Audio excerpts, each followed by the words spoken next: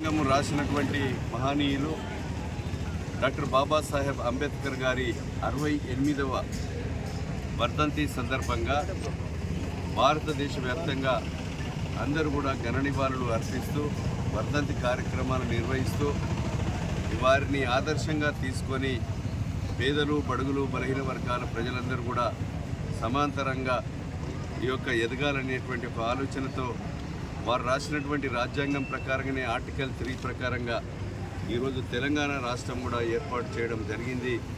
ఈరోజు ప్రజల కోరిక మేరకు, ప్రజల అభిప్రాయం మేరకు అదేవిధంగా నడుచుకోవాలి, విభజన చేయాలని కోరడంతో ఈరోజు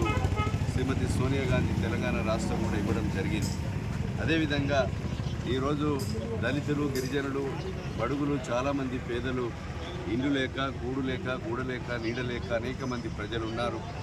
ఈరోజు మనము ప్రజాప్రతినిధులుగా ప్రభుత్వాలు కానీ వాళ్ళ రాజ్యాంగాన్ని అమలు చేస్తూ వారి యొక్క పేదలను సమాంతరంగా పైకి తీసుకుపోయే దిశలో ఉండాలని కోరుతూ ఈరోజు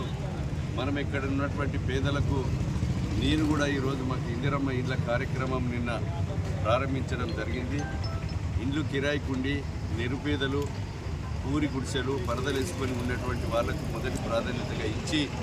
నియోజకవర్గంలో 3500 ఇళ్లను మళ్ళీ ఇదే వర్ధంతి వరకు 3500 ఇళ్లను గృహప్రవేశం చేయించి ఇంకా పేదలందరికీ రెండో విడతలో మరి మళ్ళీ 4000 ఇళ్లను ప్రతి సంవత్సరం 4000 ఇళ్లను తీసుకొచ్చి ఈరోజు 16,000 20,000 ఇళ్లని ఈ నియోజకవర్గంలో కట్టించే కార్యక్రమం కూడా మరి నేను తీసుకోవడం జరిగింది.